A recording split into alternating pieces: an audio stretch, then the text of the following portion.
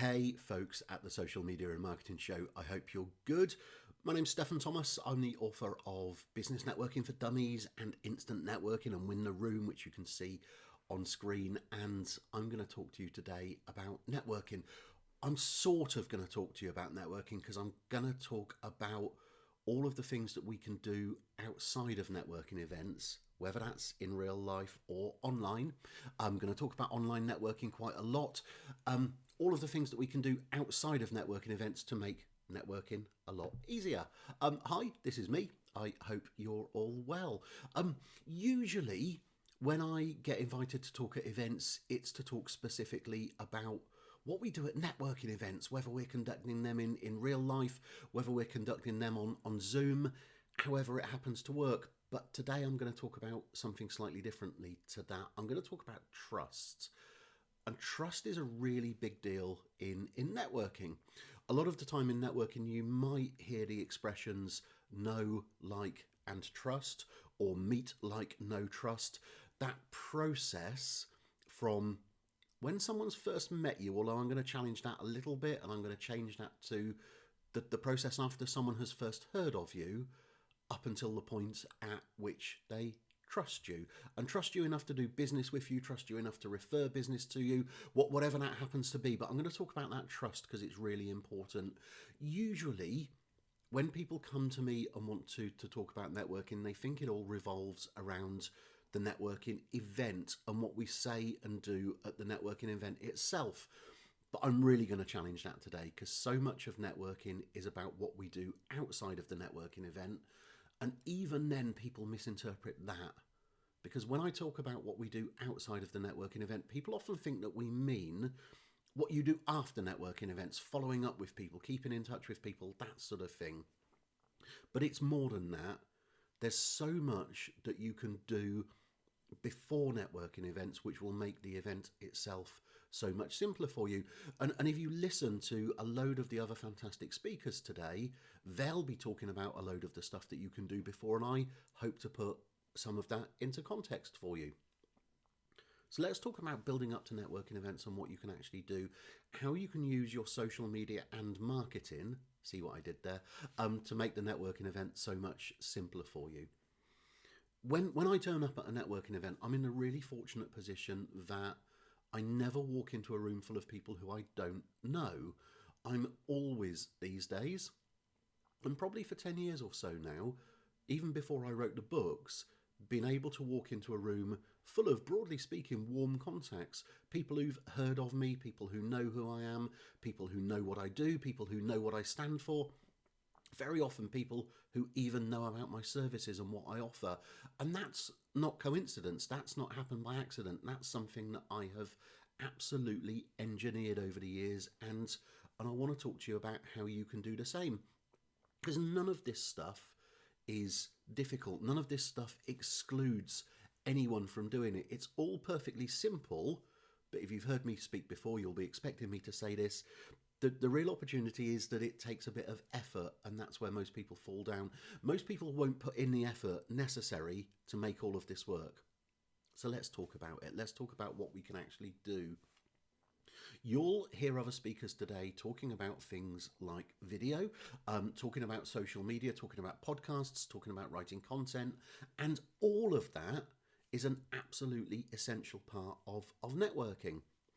We can talk about this in any order. It's a sort of circular thing. We could talk about this in terms of what you do after networking events, but actually it's just as important in what you do before networking events. What I've done over the years is firstly thought really clearly about what it is that I stand for, what it is that I offer. And I'm the networking guy, or one of the networking guys. We've got Colin McKean here as well today. We're broadly separated, I think, by Hadrian's Wall, and Colin, it's always lovely to see you. So I'm one of the networking guys, and networking is what I talk about. So what I've done over the years is made sure I've put so much content out there about networking that people haven't been able to ignore me, that when I've arrived at events, people feel like they already know me. I'll come back to that in a second. So really specifically, really practically, what do I mean by that? I started by writing articles, blogs, Blogs, articles, pretty much interchangeable these days. But I started by writing loads of articles about networking. And when I say loads, there's probably 200 articles out there that I've written about networking, possibly more than that actually. I stopped counting. What that means is that a load of people that I meet at networking events have read my articles. They know a little bit about my thoughts about networking. Actually, what that's led to is in writing tons of stuff about networking and putting it on LinkedIn and Facebook and my own website, thenetworkingretreat.co.uk, and Medium as well, and any other platforms that I can find. One of the things that's happened by doing that is that journalists have occasionally picked me up and asked me to write pieces for articles in their newspapers or magazines, which has led to me getting into The Guardian, The Huffington Post, The Telegraph.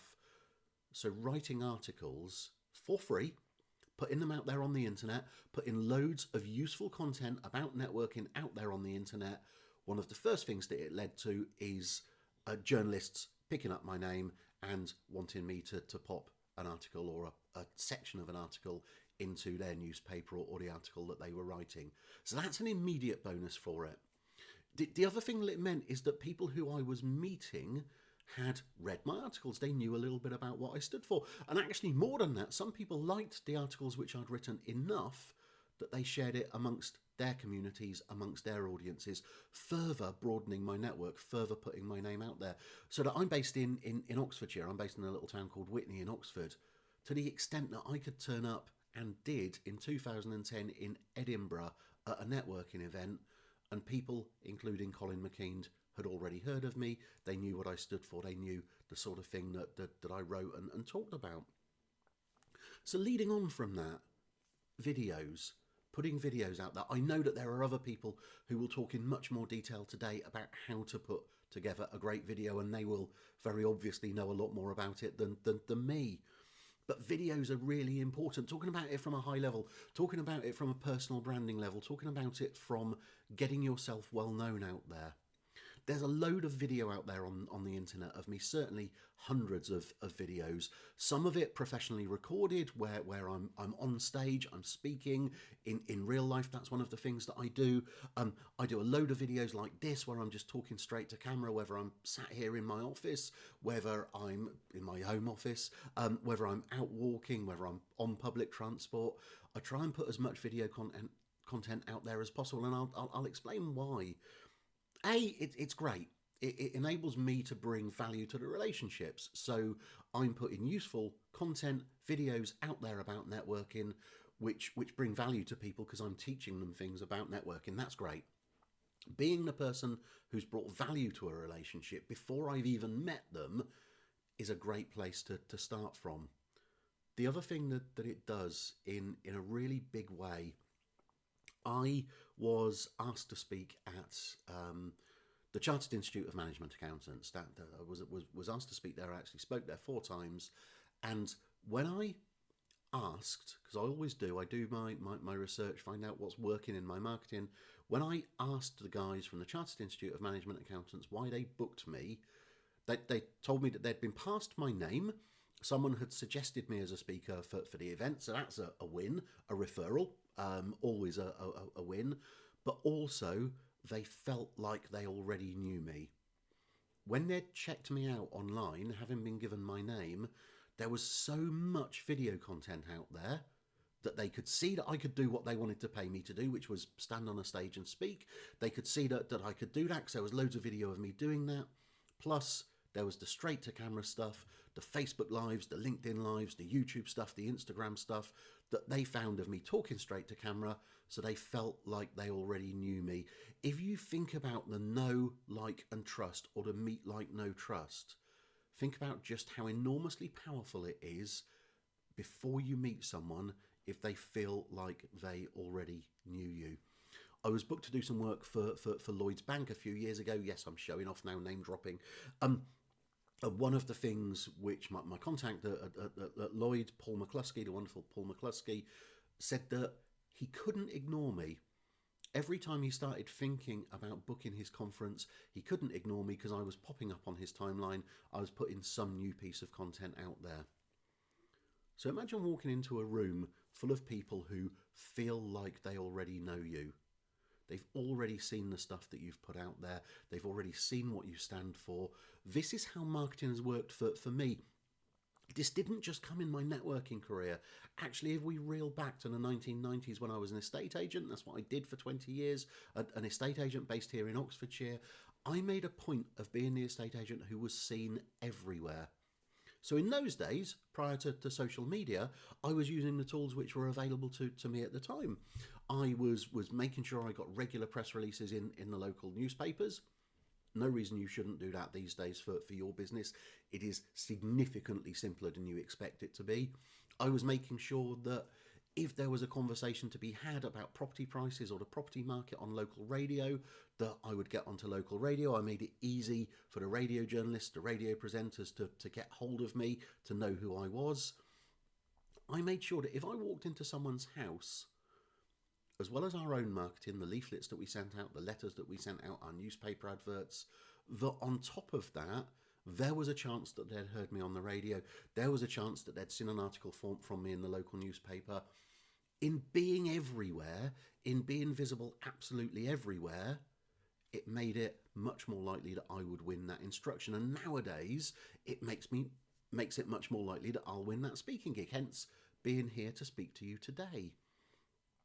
Any business can put useful content out about your business, whether it's written, videos, podcasts. I very often, by the way, strip the audio off the videos that I do and put that out as a podcast. So I'm using my time twice.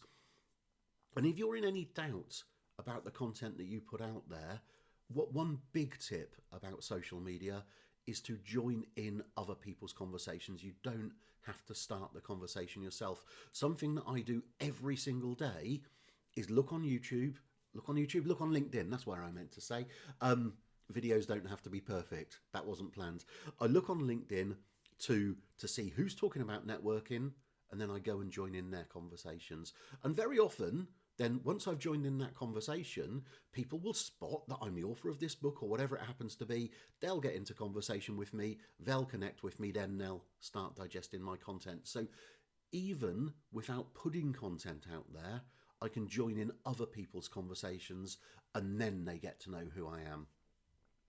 When I look at networking conversations on LinkedIn or Facebook, when I look at conversations where people are talking about subjects that I know a bit about, one of the brilliant things about it is that it's like a mini networking event.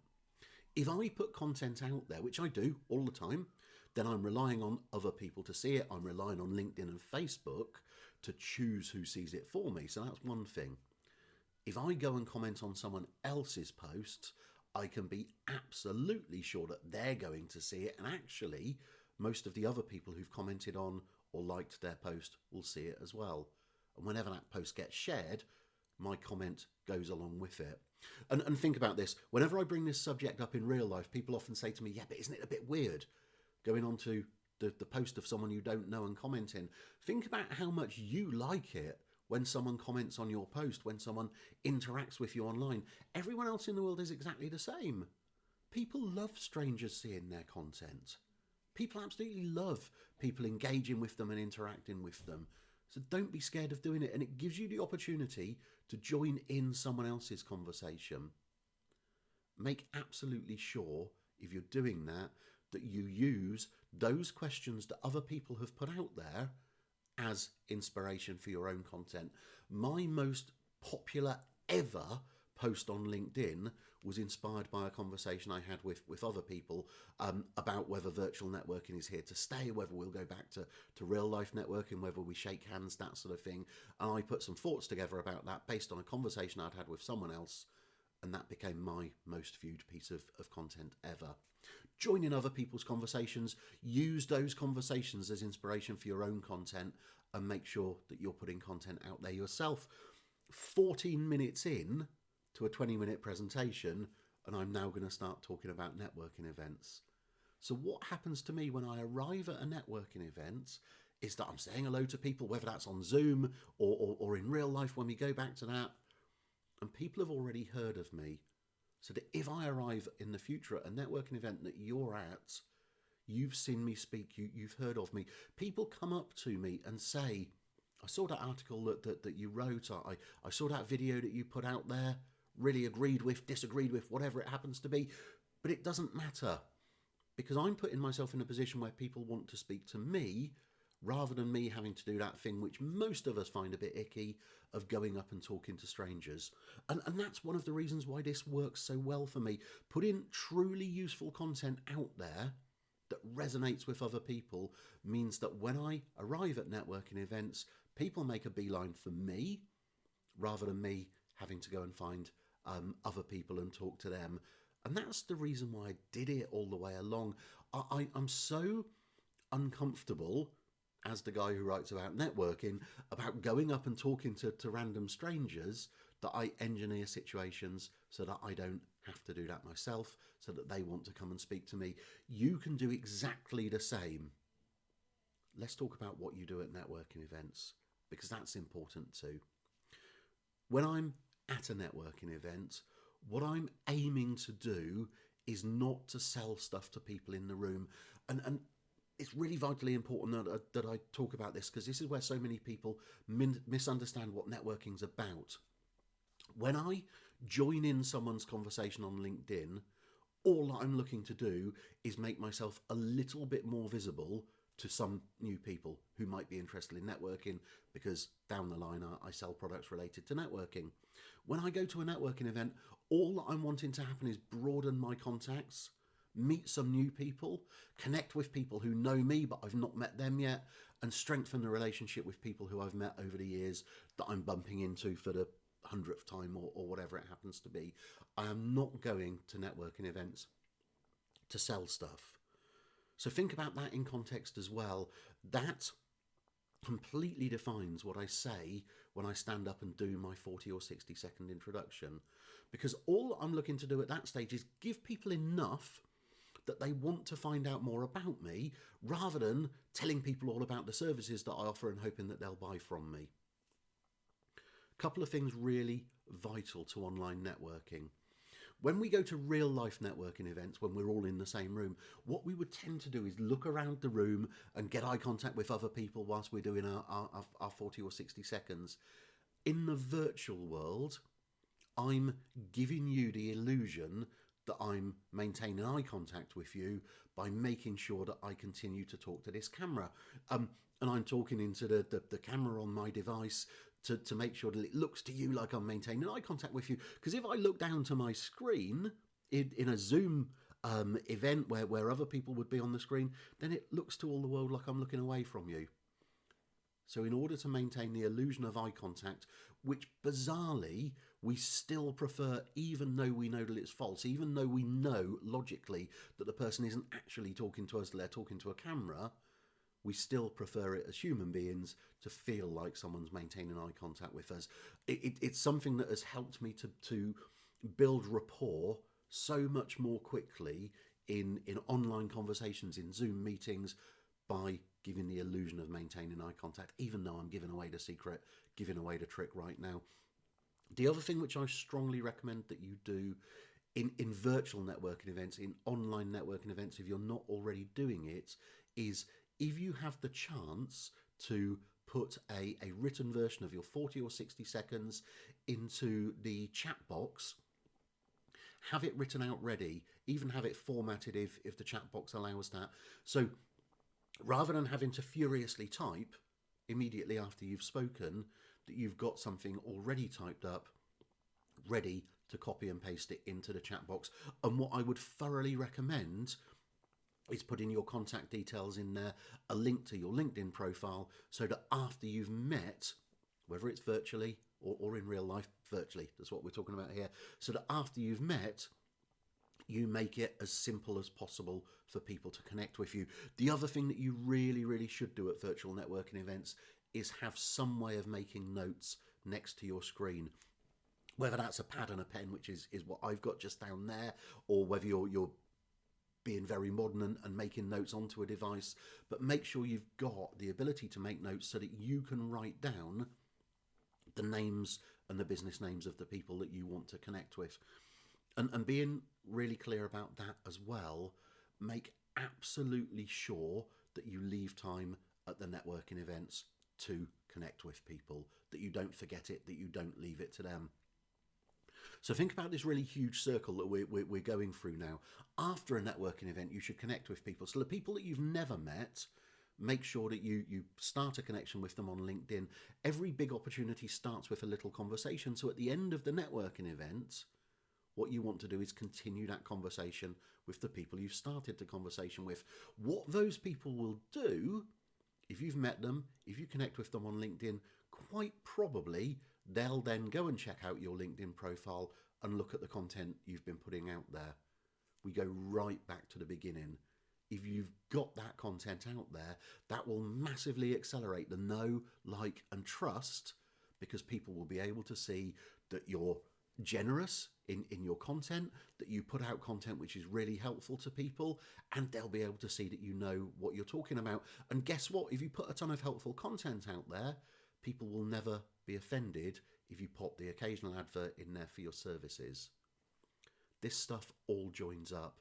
Use your marketing, use your content so that you're seen everywhere, so that when people meet you at a networking event, they feel like they already know you. And when you connect with them after the networking event, when they go and check you out, that there's further content in there that builds your part, that shows that you're someone who knows what you're talking about, that in fact, when they check you out, they can see that you are the authority in what you do. I hope that that little lot's been helpful to you. I'm sticking around to answer any questions that you may have as well. So please fire any questions that you've got at me. Any questions that have been coming up in the chat box, I'll endeavour to answer in the chat now. Social Media and Marketing Show, it has been really brilliant to be here today. Thank you so much to Hashtag Events for allowing me to come and speak to you at their event. And let's keep in touch. Connect with me on LinkedIn. Go and check out my content. I'll speak to you guys really soon.